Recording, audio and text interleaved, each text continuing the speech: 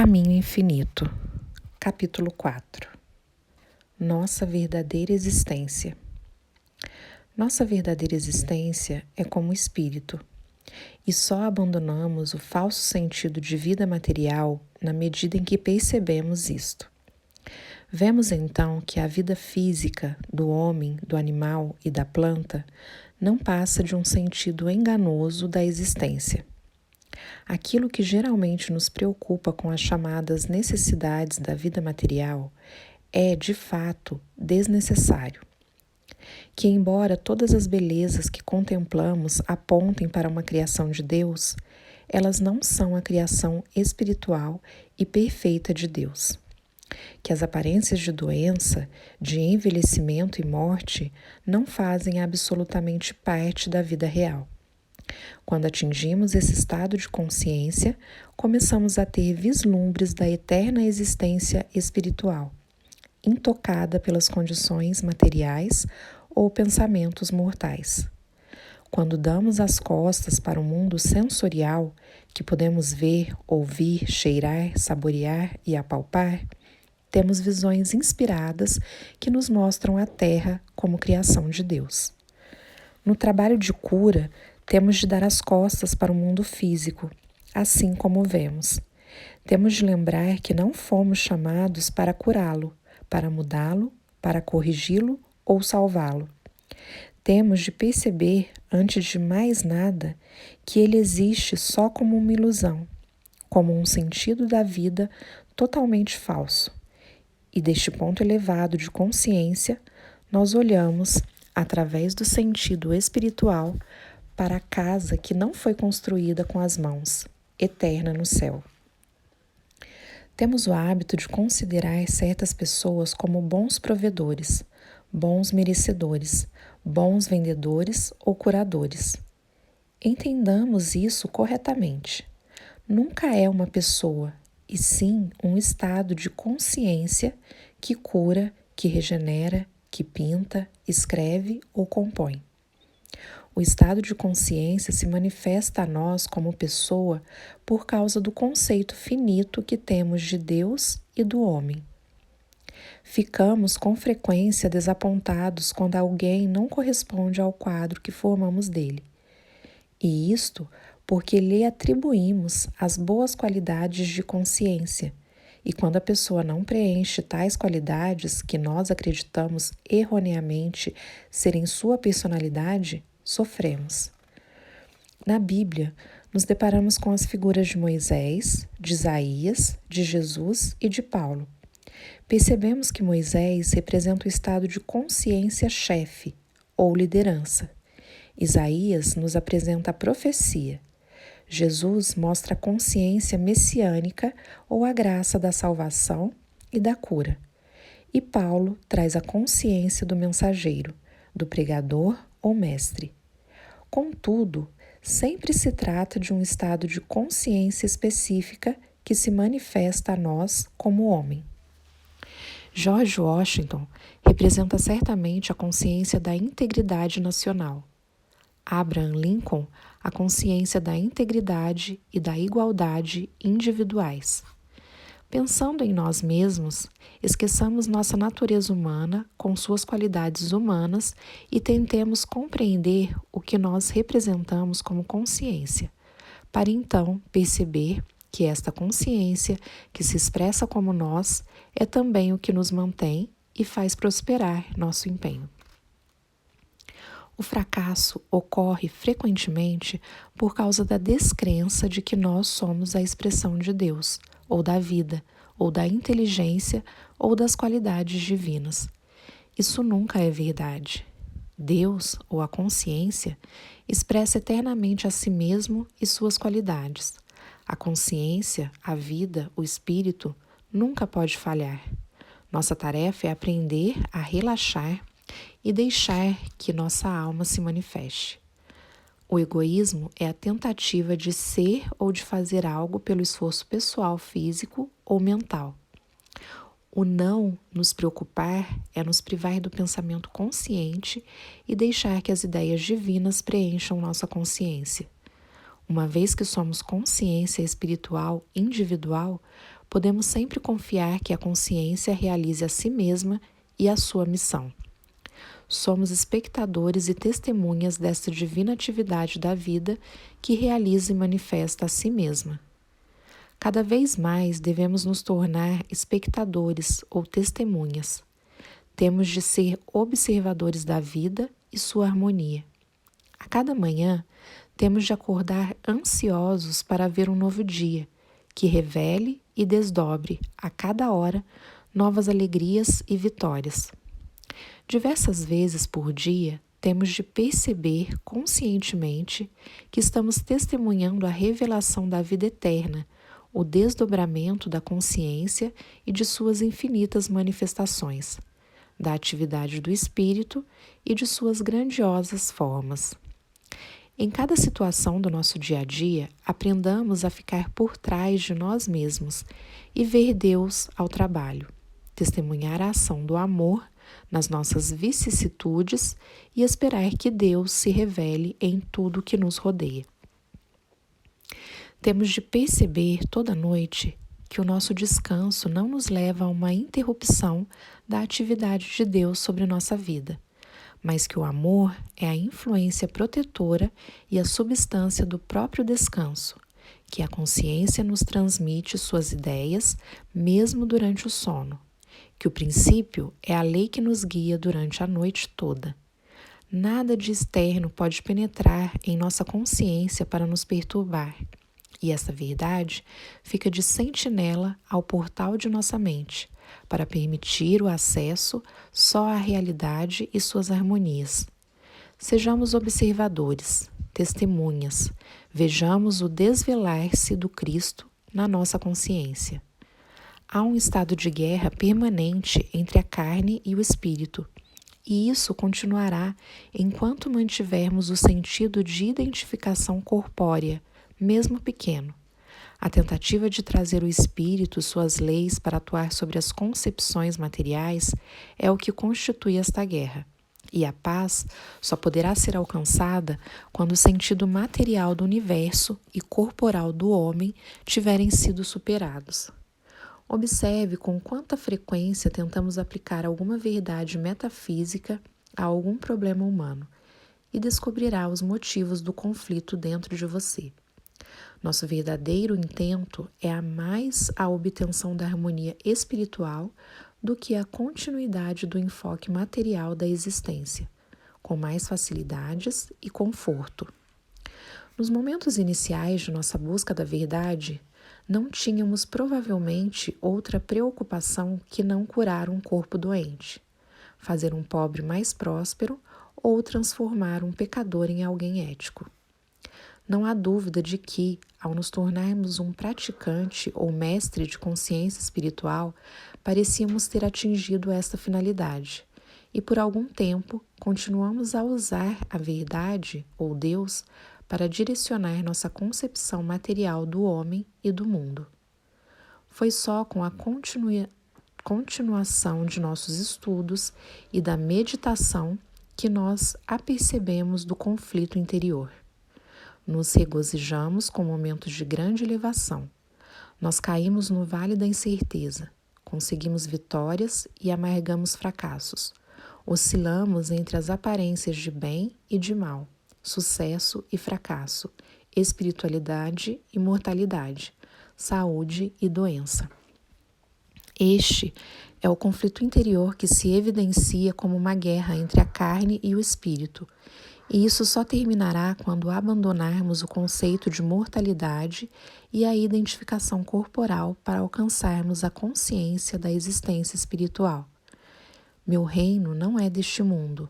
Representa o fundamento da construção de uma nova e mais alta consciência. A vontade e a capacidade de olharmos para além do sentido material, de pessoa e coisa, e de perceber o homem e o universo da criação de Deus, são fatos essenciais. Ganhar mais dinheiro não é suprimento espiritual. Poupar mais não significa segurança. Saúde física não é necessariamente a base de vida eterna. tudo isso constitui meramente uma crença humana melhorada. O estudioso avançado abandonará aos poucos sua tentativa de melhorar crenças ou aspectos humanos, para que a verdade da existência espiritual possa desabrochar em sua consciência. O reino espiritual é a fonte da saúde que é, na verdade, a eterna harmonia do ser. É uma consciência de suprimento sem limites, o que é obtido sem esforço. Lembre-se, contudo, de que não estamos associando novamente Deus ou o Espírito com o conceito humano de saúde e suprimento. Estamos antes entrando numa concepção espiritual de saúde e suprimento. Até aqui, nossos esforços foram na direção de manifestar maior harmonia e domínio em nossos negócios terrenos. É verdade que esta consciência de ser celestial parece resultar num viver humano mais harmonioso, mas estas são as coisas dadas de acréscimo, consequência da busca do céu e de sua justiça, e será visto como sendo muito diferente do conceito humano de bondade. E este conceito mais elevado é o que devemos estar buscando. Meus pensamentos não são os teus pensamentos, e os meus caminhos não são os teus caminhos. Por esta razão, não tentamos ter mais ou melhores pensamentos humanos, ou tornar nossos caminhos humanos mais planos. Na verdade, estamos buscando aprender os pensamentos de Deus e o caminho de Deus. Nesse estágio de desenvolvimento, sentimos a necessidade de nos desfazer das preocupações com nossa pessoa e com o nosso bem-estar. Aprendemos que os cuidados com o nosso bem-estar são como construir sobre areia, enquanto uma vida voltada para a busca da verdade é como uma base de sólida rocha sobre a qual podemos construir o templo eterno da vida. Encontramos felicidade e prosperidade permanentes quando temos um princípio ou uma causa a que podemos nos devotar. Assim, encontramos menor escala da personalidade em nossa existência e, por isso mesmo, deixamos espaço para a revelação e o desdobramento do nosso divino eu. Nesse eu, encontramos nossa completeza e a infinitude de nosso ser. Aqui também descobrimos a razão de nossa existência. Deus criou o mundo e tudo que nele existe. O que nós observamos através dos sentidos não é o mundo, mas uma imagem finita e falsa do mundo que Deus criou. À medida que nos elevamos em termos de consciência, começamos a perceber o universo espiritual e um pouco de sua finalidade. Aquele que encontrou seu eu profundo descobre que é um com todos os homens, animais e coisas. Ele sabe agora que aquilo que afeta um, afeta todos. A universalidade desta verdade é encontrada em todas as Escrituras, como pode ser visto nesses exemplos. Conquista o homem avarento com o presente. A caridade é rica em recompensas. A caridade é a maior riqueza, pois, embora esbanjando, nunca traz arrependimento. Escritura hindu. Deles era a plenitude dos céus e da terra. Quanto mais davam aos outros, mais possuíam. Escritura chinesa. Dê àquele que é teu parente o que lhe é devido, e dê também aos pobres e aos viajores, e os bens que envias à frente da tua alma reencontrarás em Deus. Escritura turca. É mais abençoado dar do que receber. Dê e te será dado, uma medida boa, compacta e sacudida, transbordante, será posta no teu colo, pois com a mesma medida com que medes, tu também serás medido. A Bíblia. À medida que percebemos nossa unidade ou unicidade com toda a criação, nos tornamos mais amáveis, gentis, pacientes e compreensivos. Só então cumprimos o grande ensinamento: ama teu próximo como a ti mesmo. E só então temos um vislumbre do reino de Deus, do templo não construído com as mãos, do homem e do universo criados por Deus. E é a este homem espiritual o homem criado por Deus, que foi dado o domínio sobre toda a terra. Não há mistério algum referente à vida interior, exceto o mistério da natureza divina. Todos os que pensam estão preocupados com seu bem-estar, com o bem-estar da família e da comunidade, do seu país ou mesmo do mundo. Contudo, a experiência logo os convence de que não há esperança para a humanidade nas pessoas ou nos poderes deste mundo.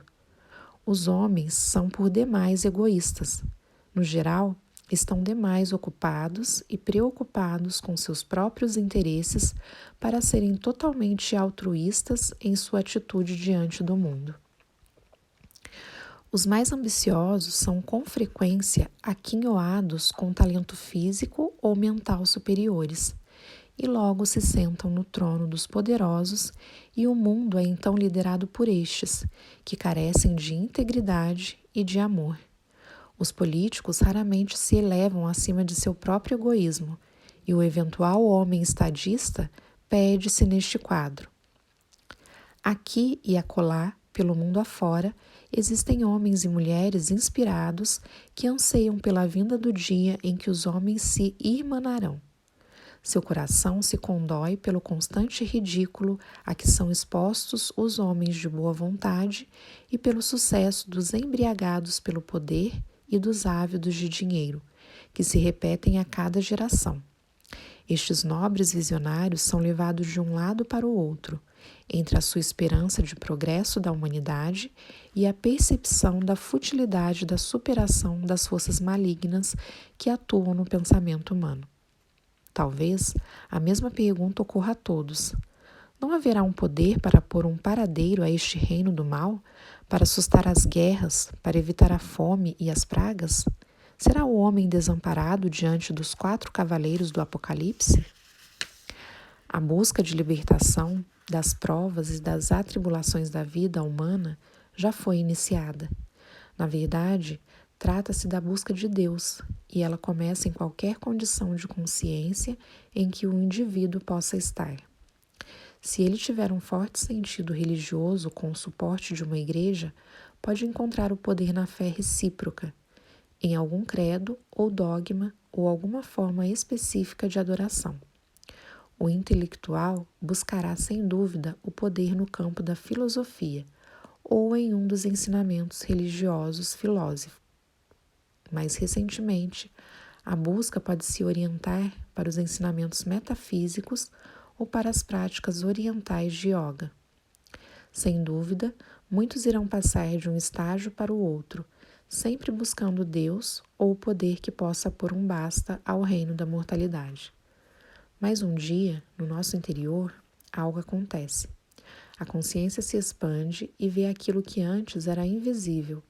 Sentimos um fluxo de calor, uma presença, antes desconhecida. Torna-se tangível, muito real.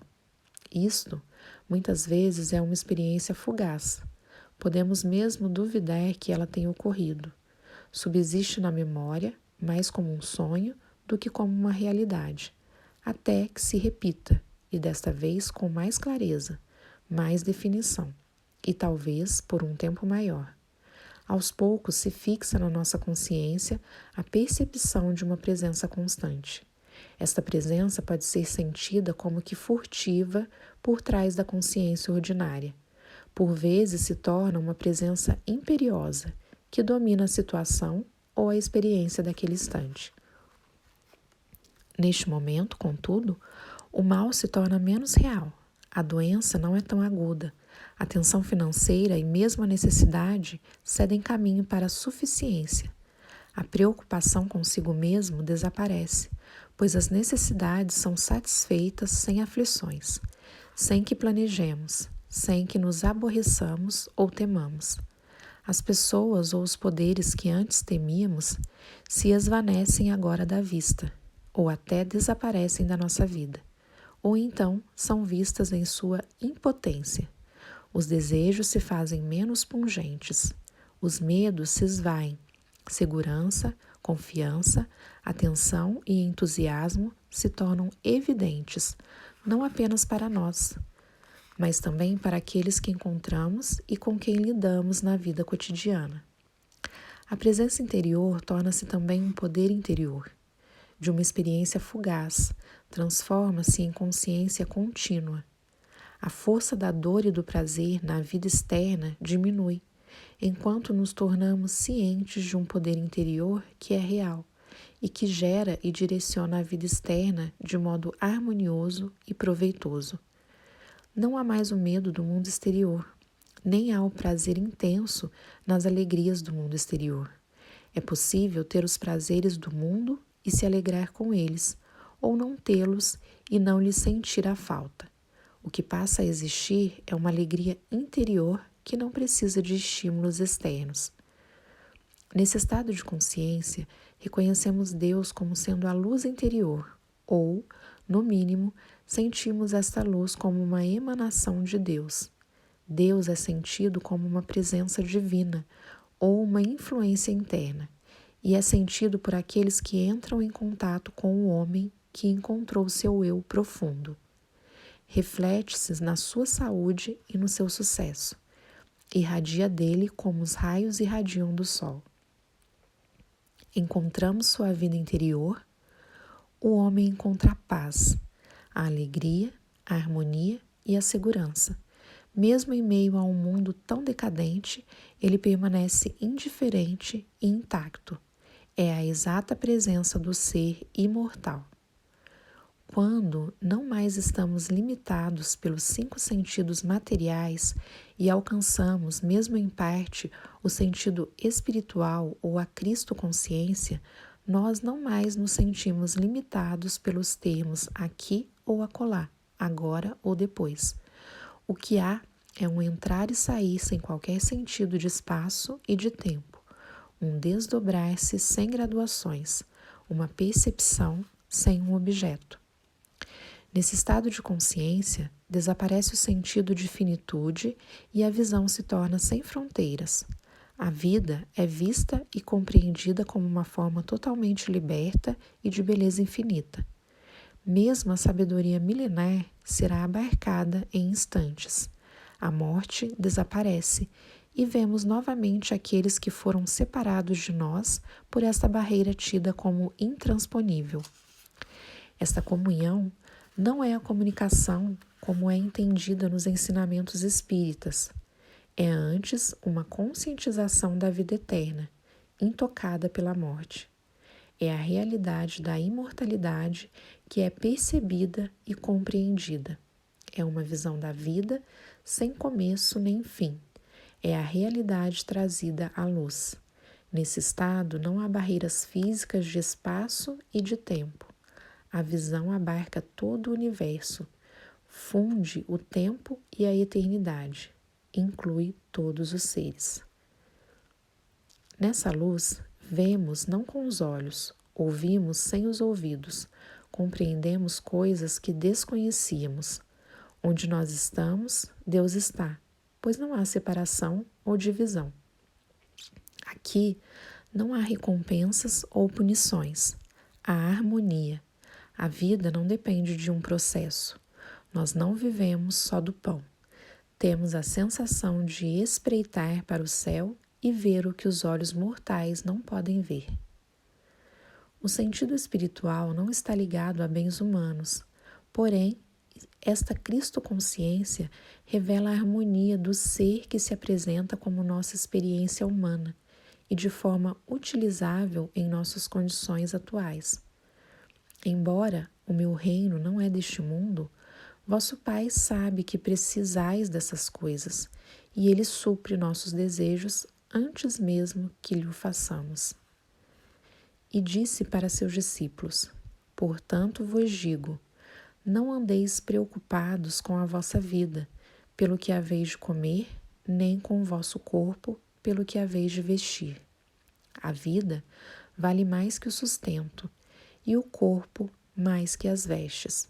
Considerai os corvos, eles não semeiam, não ceifam, nem têm despensa, nem celeiro. Entretanto, Deus os sustenta. Quanto mais valeis vós do que eles?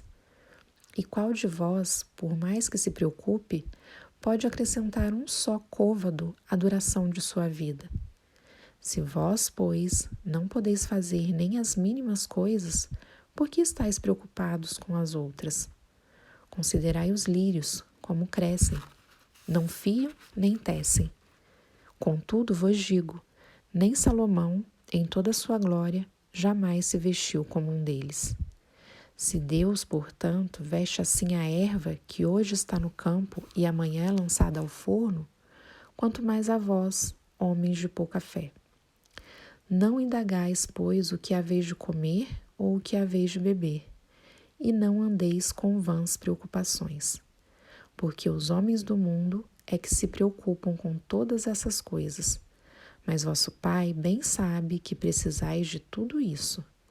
Buscai antes o reino de Deus e sua justiça, e todas essas coisas vos serão dadas por acréscimo.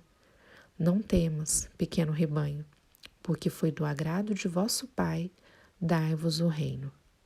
Lucas 12, 22 ao 32.